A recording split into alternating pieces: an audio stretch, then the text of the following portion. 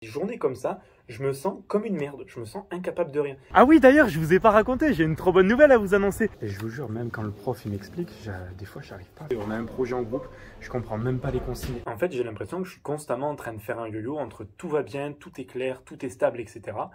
Et d'un coup, en fait, il n'y a rien qui va, j'ai trop de trucs dans la tête et j'avance à rien. Salut l'équipe, j'espère que vous allez bien. On se retrouve aujourd'hui pour un nouvel épisode du journal d'un étudiant en Erasmus. Aujourd'hui, j'ai plein de choses à vous raconter parce que ça y est, ça commence à faire un mois que je suis arrivé à l'université. Donc, je commence à avoir un peu une vision globale. Alors, c'est parti, je vous embarque avec moi et je vous explique tout ça. Bon, déjà, il faut savoir que mon bus, il a eu un petit accident ce matin avec une voiture.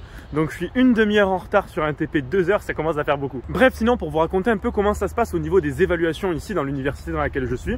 Alors, il y a deux choses. Il y a le contrôle continu et le contrôle final. Le contrôle continu, pour faire simple, c'est des petits contrôles qu'on va avoir tout au long de l'année. Je vous donne l'exemple de la thermodynamique.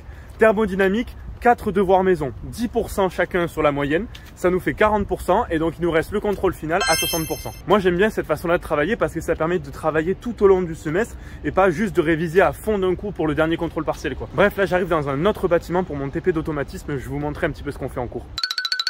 Ok, pour faire simple, tout ce truc-là hyper compliqué, c'est un automate pour permettre de contrôler la petite lumière qui est ici. Donc en gros, quand j'appuie sur ce bouton, ou quand j'appuie sur ce bouton, ou quand j'appuie sur les deux, la lumière s'allume. Du coup, le principe du TP, c'est de comprendre avec des structures de graphes, etc., comment est-ce qu'on programme ceci, comment est-ce qu'on rentre le code là-dedans pour programmer ça, de manière à ce que vous voyez, quand j'appuie sur un bouton, et bien du coup, l'automate, du coup, il reconnaît que j'appuie sur un bouton et donc il commande la fonction que je lui ai demandé de faire. Ce qui est cool, c'est que le prof il est venu m'expliquer comment remplir un peu tout ce document. Donc ce document, c'est la fiche de TP qu'après on rend en fin de TP et c'est sur ça qu'on évalue dans les contrôles continus que je vous expliquais juste avant. En fait, vous voyez, la plus grosse difficulté pour moi, c'est que là, sur ce schéma-là, la logique, je l'ai, j'arrive à l'expliquer. Mais par contre, quand il faut que je la traduise en anglais, c'est là où je bégaye et c'est là où c'est super compliqué. Et je vous jure, même quand le prof il m'explique, des fois j'arrive pas. Enfin, il emploie des mots techniques que je connais pas, donc j'arrive pas à comprendre. Bon, finalement, la fin du TP, ça s'est assez bien passé parce que j'ai les collègues qui m'ont aidé, j'ai réussi à capter les trucs assez vite, etc. Bon, j'ai toujours des difficultés à expliquer en anglais la logique, etc. parce que juste je manque de vocabulaire, donc là, juste faut que j'apprenne. Bref, là, on est en train de repartir sur le campus principal et on a encore 2 cours aujourd'hui et là, on part sur les mathématiques. Ok, bon, à part toutes ces galères en anglais avec le vocabulaire technique, je sens que je progresse de ouf en anglais et je suis super content. Donc ça c'est déjà ma première victoire là sur les 1 mois depuis que je suis en Erasmus. C'est vraiment que je sens mon niveau d'anglais progresser. Et la deuxième chose sur laquelle je suis super content, c'est que je m'en fous de plus en plus du regard des gens. Vous voyez, j'arrive à me filmer avec des gens autour, que ce soit dans la rue, etc. Genre, j'arrive à me détacher petit à petit de ce regard là, en fait, qui est pesant. Hein, mais je vous avoue quand même, des fois, c'est pas facile parce que, je sais pas, il y a juste des moments où on doute, où je doute tout simplement, où je me dis attends, putain, et j'ose pas, imagine que les gens ils vont penser ça. Bref, et petit à petit, j'arrive à m'en détacher, donc ça, je suis vachement fier. Bon, comme je vous l'ai déjà dit, en fait, les maths, c'est pas vraiment le problème. Les maths, ça va, je me débrouille bien. Là, je viens de sortir d'un cours de design. Je comprends rien à ce qu'il faut faire au niveau du projet. On a un projet en groupe, je comprends même pas les consignes et ça c'est vraiment embêtant parce que heureusement bon là je vais travailler du coup sur le qu'on appelle ça, sur le right space, donc sur l'espace commun. C'est là où les profs ils mettent tous les documents, où je vais reprendre toutes les consignes pour comprendre ce qu'on attend de moi parce que je comprends juste pas la consigne du projet en fait. Ça y est, c'est le moment de la journée où je sature, où là je ne peux plus, genre, comment vous expliquer ça? En fait, vous voyez, genre, il y a trop d'informations en même temps qui m'arrivent. Il y a la langue, j'ai trop de trucs dans la tête en même temps. Il y a là-bas, il y a les problèmes de langue que j'ai, il y a les devoirs que je commence à avoir, les devoirs maison, les projets perso, les projets pro, et ci et ça, il faut que j'aille chercher un livre là-bas, il faut que je fasse ci, enfin bref. J'ai la tête en feu. Et à chaque fois que ça m'arrive, ça, genre, je me sens vraiment, littéralement, je me sens comme une merde. Genre vraiment, genre je me sens tout faible, je me sens incapable de rien. Alors qu'en fait, si, hein, mais je sais pas. Et là, en fait, j'ai l'impression, le fait d'être en Erasmus, ça décuple encore plus le truc. Genre, en fait, j'ai l'impression que je suis constamment en train de faire un yo-yo entre tout va bien, tout est clair, tout est stable, etc. Et d'un coup, en fait, il n'y a rien qui va, j'ai trop de trucs dans la tête et j'avance à rien. Et je pense déjà à ci, je pense déjà que, ouais, il faut que je fasse ça, il faut que je fasse ça. Et bref, je m'en sors pas et je prends pas d'action et je reste bloqué dans cette bulle de pensée et j'avance à rien. Et je peux passer des fois une après-midi à ne rien faire. Juste parce que je suis bloqué et genre je suis pétrifié. En fait, dans ma tête, je suis pétrifié. Je suis là en mode, il faut que je fasse ci et il faut que je fasse ça. Et pendant des heures, ça mouline. Et je fais rien. Et finalement, je fais rien et j'avance pas. Donc là, ce que je fais pour m'aider, déjà, je m'isole. Je m'isole de toute source de distraction. Là, je suis dans la quiet room de l'université. Déjà, ça m'aide un peu beaucoup. Je désactive les réseaux, je désactive tout ça. Et ce que je fais aussi, c'est que je note sur une feuille. Bon, là, vous voyez, c'est toutes les choses que j'ai en tête, mais genre, il y a tout. Il y a les affiches qu'il faut que j'imprime pour mettre dans les commerces, la pression de pas faire assez de contenu, la pression de ne pas en faire assez, la pression de manquer d'expérience, enfin de manquer des expériences. Genre, c'est un mot, c'est la FOMO, la Fear of Missing Out, la peur de manquer de quelque chose. Et tout ça, ça se mélange en même temps. Et franchement, genre, des fois, je me dis, je suis capable de tout. Des fois, je me dis, je suis capable de tout. Je suis capable de gravir le monde et de conquérir le monde. Et des journées comme ça, je me sens comme une merde. Je me sens incapable de rien. Et là, vous voyez, genre, je le dis face à la caméra. Déjà, c'est un exercice qui est pas facile. De montrer sa vulnérabilité comme ça, mais c'est vraiment ce que je ressens, et croyez pas, malgré tout ce que je fais, ça m'arrive souvent, dès qu'il y a trop d'informations dans ma tête, j'arrive à le masquer aux yeux du monde d'une certaine façon, mais juste je suis là, je suis pétrifié et j'arrive plus à réfléchir de manière lucide.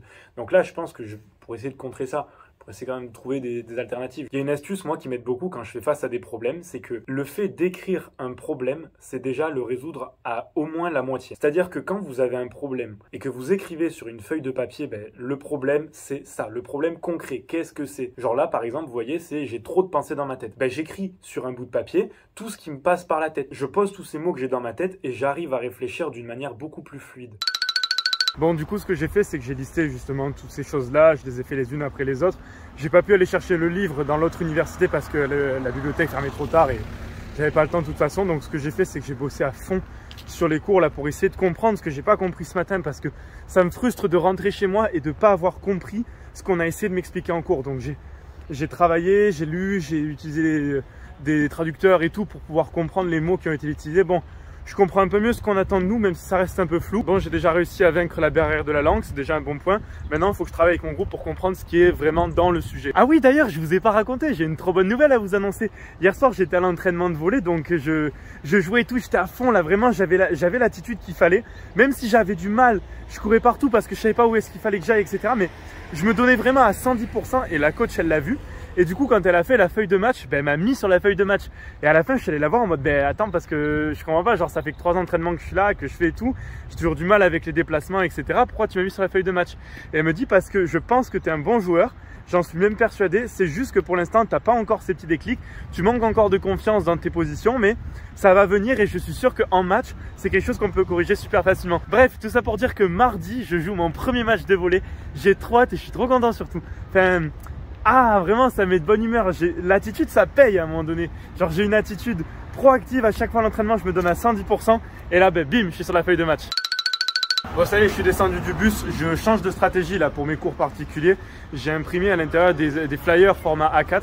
Donc là, je vais aller directement dans les commerces, en placer dans le Tesco, c'est l'équivalent d'un gros supermarché, et tous les commerces aux alentours pour vraiment maximiser mes chances d'avoir le plus de clients possible. Ok, bon, je viens de distribuer une vingtaine de flyers un peu dans tous les commerces qu'il y a aux alentours. Et je vais vous donner justement une technique pour parler. En fait, c'est une technique qui marche généralement genre pour des présentations orales ou dès que vous avez à prendre la parole en public. Voilà, tout simplement. Quand on prend la parole, dans la communication, il y a toujours deux grandes catégories. Il y a la communication verbale, les mots, leur sens, ce qu'ils veulent dire, et la communication non verbale. Ça va être le ton de la voix, la gesture, enfin bref, tout ce qui tourne autour de ça. Donc, je vais vous montrer ce que je dis quand je donne un flyer à quelqu'un ou quand je rencontre quelqu'un que je dois lui donner un flyer. Donc, je vais le faire en anglais, comme ça, vous voyez aussi. Hello, I have a question for you. I'm giving private lessons in mathematics and French for kids, and I would like to know if I can let you this flyer so you can put it somewhere and show it to people. Bref, vous avez vu que même s'il y a plein d'hésitations, c'est pas grave parce que ce qui compte aussi, c'est la communication non verbale. Et pour ça, j'ai un mot-clé, une astuce à vous donner, c'est la méthode OASIS. La méthode OASIS, qu'est-ce qu'elle veut dire? Le O, c'est pour l'ouverture. Quand on parle, on essaie d'être ouvert. Le A, c'est pour l'ancrage. On essaie d'être sur deux pieds, bien ancrés dans le sol pour pouvoir être fort sur les mots qu'on dit. OAS, le premier S, c'est sourire. Forcément, quand on sourit, c'est beaucoup plus agréable à écouter. Le I, c'est pour l'intention. Il faut qu'on soit convaincu de ce qu'on est en train de dire pour convaincre un auditoire. Et le dernier S, c'est solaire. Il faut être solaire. Il faut que quand les gens ils vous entendent parler, ça sente le soleil, ça sente le sud, etc. Vous voyez, c'est un peu l'énergie que vous donnez dans votre discours. Bref, pour retenir, quand on veut passer un message convaincant, il y a le fond des mots qui compte, mais surtout la forme qu'on émet. Et pour la forme, on retient la méthode OASIS. Bref, ça y est, pour finir la journée, j'ai fini par distribuer tous les flyers qui me restaient là dans le quartier. J'en ai distribué au total 450. C'est énorme, et pour l'instant, j'ai une seule personne qui m'a contacté. Donc vraiment, je me pose des questions. Je me dis, est-ce que c'est trop cher ce que je propose? Est-ce que les gens n'arrivent pas à me contacter? Enfin voilà, je me pose plein de questions. Enfin voilà, après je sais pas, on verra bien avec le temps et tant que j'en ai pas, ben, je vais continuer à distribuer jusqu'à ce qu'il y ait enfin des gens qui m'appellent. Et sinon, comme d'habitude, le soir, ma famille d'accueil m'a préparé un bon petit repas, regardez ça. Franchement, est-ce qu'on n'est pas bien là? Bref les amis, moi je vais passer à table et c'est déjà la fin de cette vidéo, j'espère qu'elle vous aura plu. Vous avez vu aujourd'hui dans une journée il se passe beaucoup de choses, il y a des trucs trop cool, il y a des trucs moins cool et j'ai envie d'être 100% authentique avec vous et vous montrer vraiment la vraie vie, toutes les remises en question qu'il peut y avoir et tout ce que cette aventure peut m'apporter. Donc si cette vidéo vous a plu, n'hésitez pas à lâcher un petit pouce bleu, ça fait toujours plaisir. Dites-moi en commentaire quel est le moment que vous avez préféré et ce que vous aimeriez que je vous montre. N'hésitez pas à vous abonner et je vous dis à très bientôt l'équipe, ciao!